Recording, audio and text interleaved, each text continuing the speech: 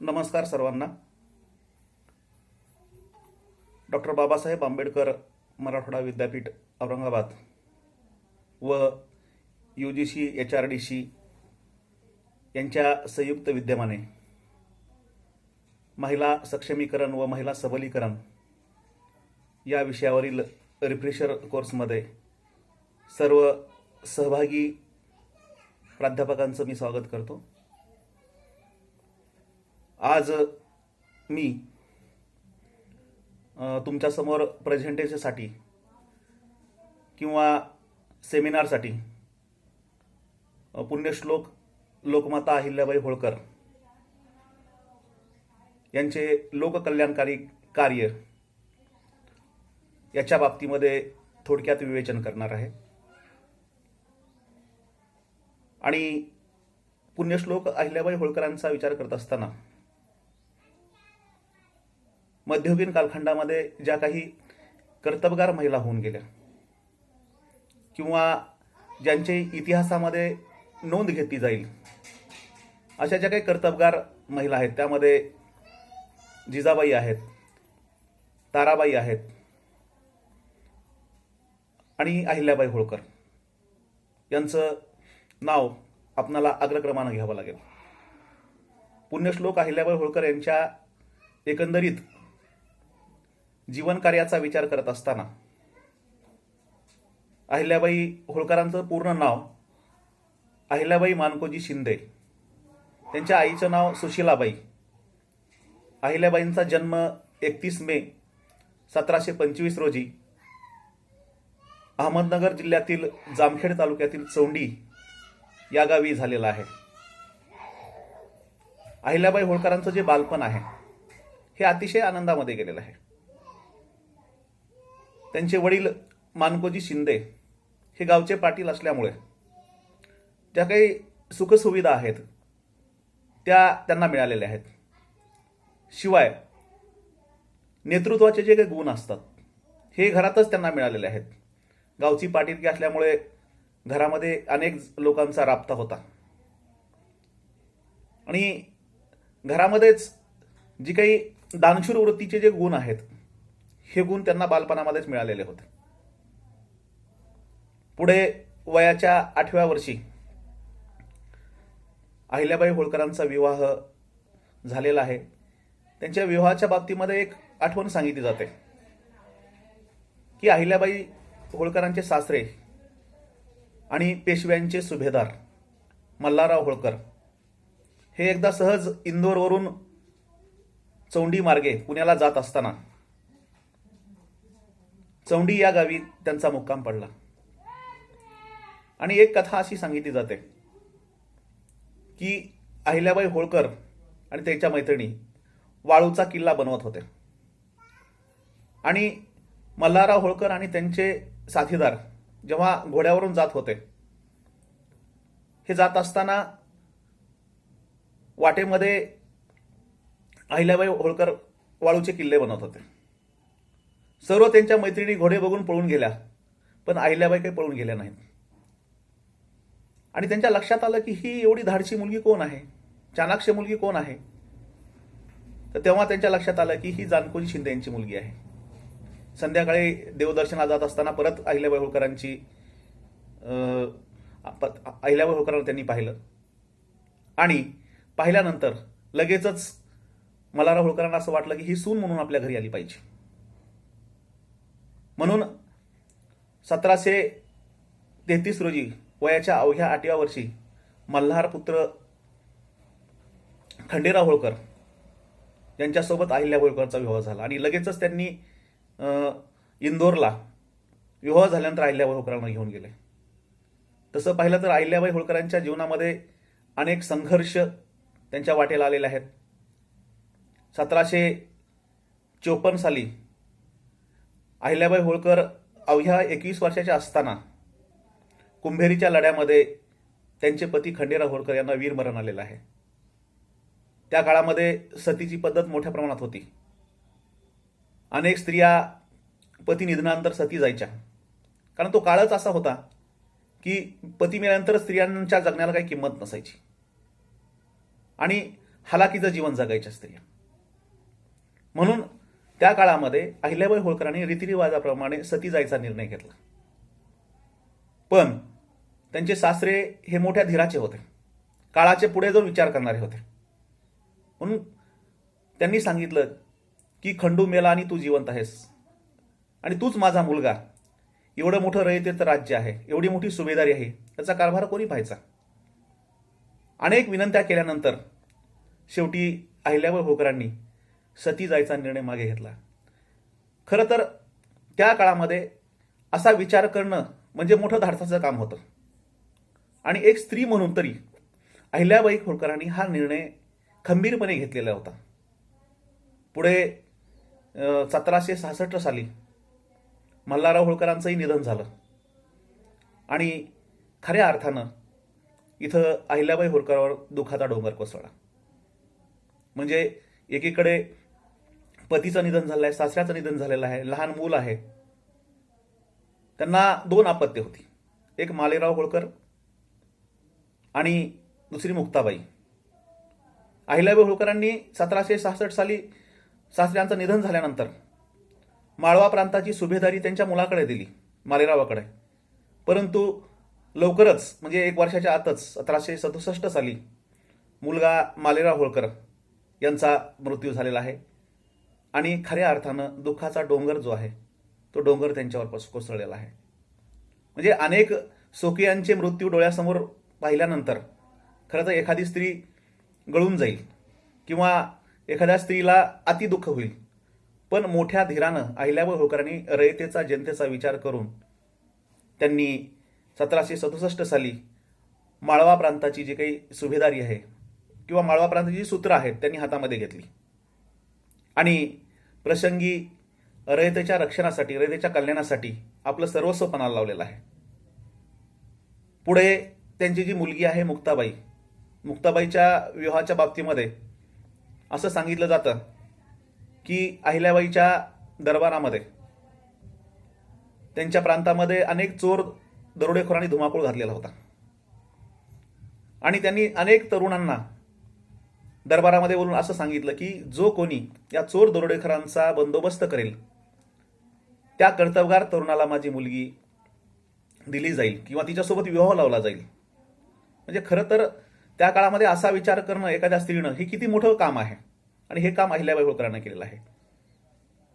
आणि असा दरबारामध्ये एक तरुण यशवंतराव फणशे नावाचा आला आणि म्हणला की मी हे सगळ्या चोर दरोडेखोरांचा बंदोबस्त करतो. अहिल्याबाई होळकरांनी बरंचसं सैन्य त्यांच्या सोबत देऊन त्या तरुणानं चोर दरोडेखोरांचा बंदोबस्त केला आणि मोठ्या थाटामाटामध्ये अहिल्याबाई होळकरांनी या कर्तबगार तरुणासोबत आपल्या मुलीचा विवाह लावून दिला. आणि असं सांगितलं जातं की यशवंतराव फणसे हे दुसऱ्या जातीचे होते. त्या काळामध्ये आंतरजातीय विवाहाला खऱ्या अर्थानं चालना कोणी दिली असेल तर ती अहिल्याबाई होळकरांनी दिलेली आहे.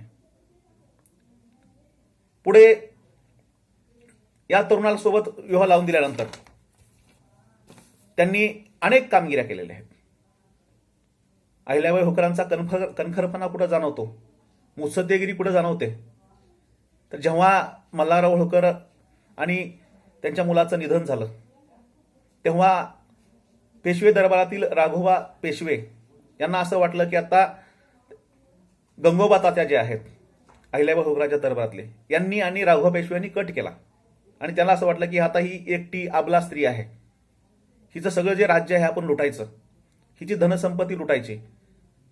त्या काळामध्ये 16 कोटी रुपये एवढी धनसंपत्ती गंगाजळी अहिल्याबाई होळकरांकडे होती आणि यावर सगळा राघोबा पेशव्यांचा डोळा होता. मग गंगोबा तात्याशी संगमत करून राघोबा तात्यांनी अनेक फौज घेऊन अहिल्याबाई होळकरांच्या राज्यावर चाल करून आले. अहिल्याबाई मोठ्या मुत्सद्देगिरी होत्या किंवा त्या काही कमी नव्हत्या. त्या काळामध्ये अहिल्याबाई होळकरांनी महिलांची स्वतंत्र फौज निर्माण केली होती.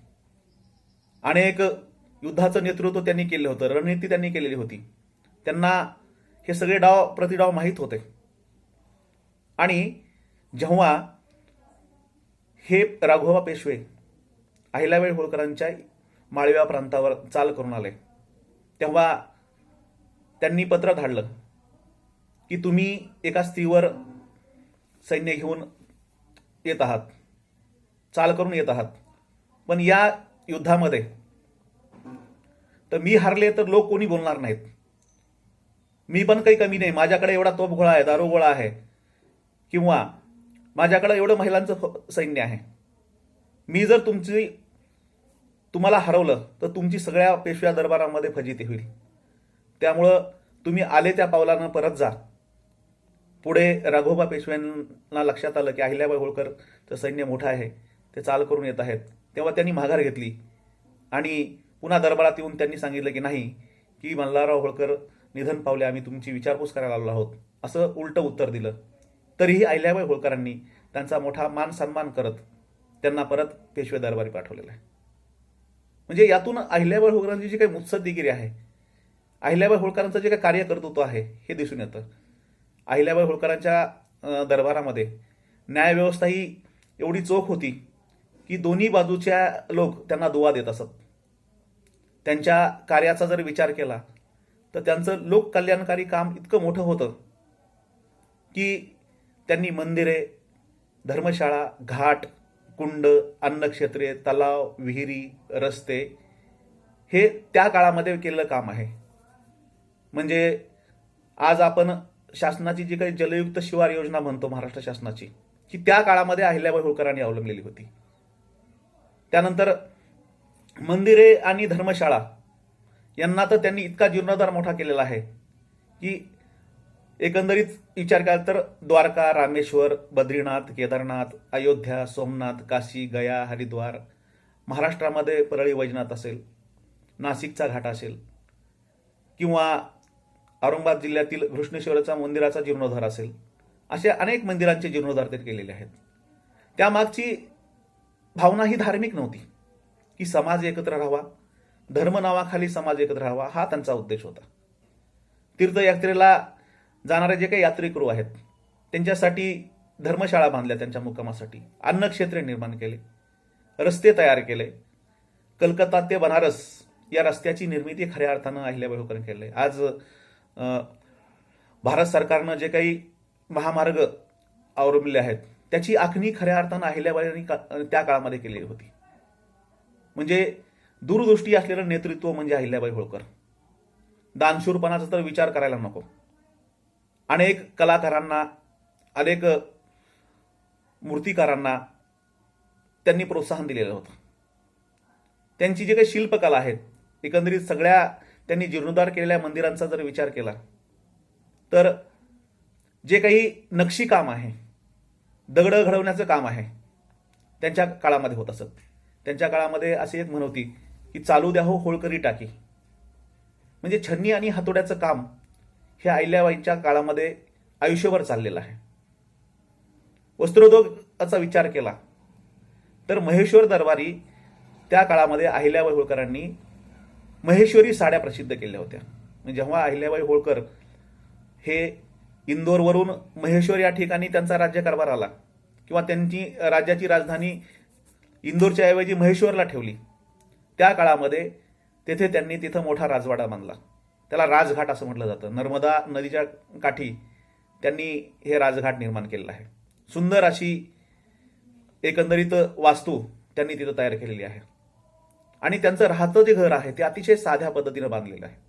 म्हणजे इतकं मोठं साम्राज्य असूनही अतिशय साधी राहणी आणि उच्च विचारसरणी अशी अहिल्याबाई होळकरांची होती.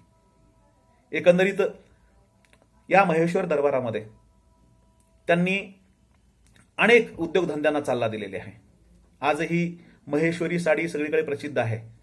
त्या काळामध्ये अनेक तरुणांच्या हाताला काम देण्याचं काम किंवा रोजगार देण्याचं काम अहिल्याबाई होळकरांनी केलेलं आहे.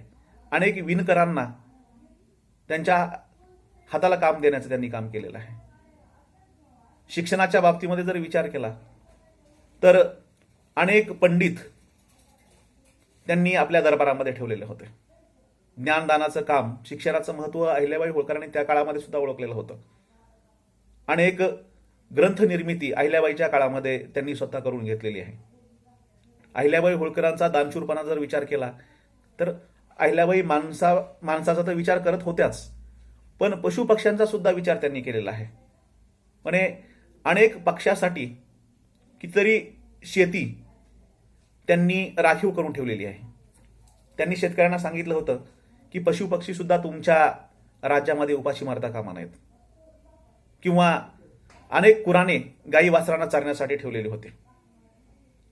त्यांच्या बाबतीमध्ये असं म्हटलं जातं की त्या काळामध्ये दानशूरपणामध्ये त्यांचा हात कोणी धरला नाही. अनेक गरजूवंतांना, भुकेल्यांना अन्न देण्याचं काम अहिल्याबाई होळकरांनी केलेलं आहे. शिवभक्ती त्यांची मोठ्या प्रमाणात होती. त्याचं कारण असं आहे की अहिल्याबाई होळकर ह्या एकटी स्त्री म्हणून जगल्या आणि धर्माच्या नावाखाली समाजकार्य करण्याचं काम त्यांनी मोठ्या प्रमाणामध्ये केलेलं आहे. एकंदरीत त्यांनी कुंड, घाट, अन्नक्षेत्रे, तलाव, राजवाडे निर्माण केलेले आहेत. त्याचं कारण असं आहे की कुठलाही माणूस कुठल्याही यात्रेला जात असताना उपाशी राहू नये, त्याला निवाराची व्यवस्था व्हावी. सैन्य व्यवस्थेचा जर विचार केला की अनेक तोफखाने, अनेक घोडदळ, पायदळ त्यांच्याकडे होतं आणि अहिल्याबाई होळकरांनी खऱ्या अर्थानं त्यांना युद्ध नको होतं.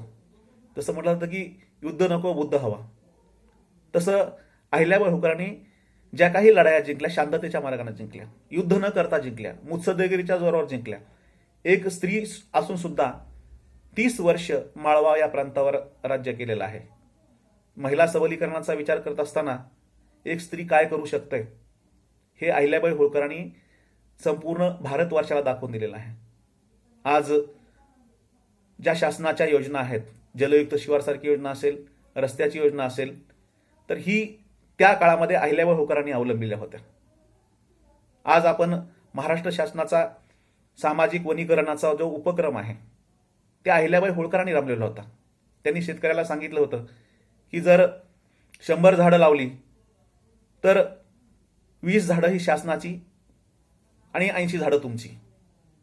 सर्वच बाबतीमध्ये, म्हणजे शेतसारा घेत असताना किंवा एकंदरीत कर जी पद्धत आहे, ही कर पद्धत सुद्धा अहिल्याबाईंनी शेतकऱ्यांच्या हिताची ठेवलेली होती.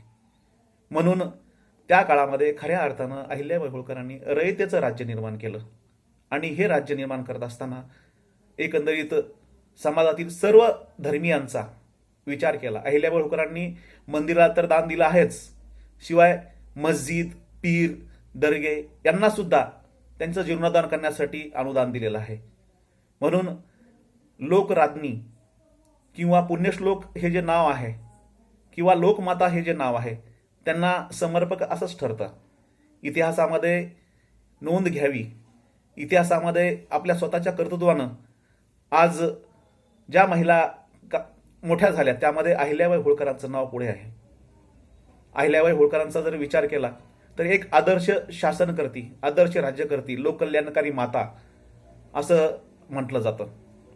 म्हणून आपण महिला सबलीकरणाचा विचार करत असताना अहिल्याबाई होळकरांचा विचार केल्याशिवाय आपण पुढे जाऊ शकत नाहीत असं मला वाटतं. धन्यवाद.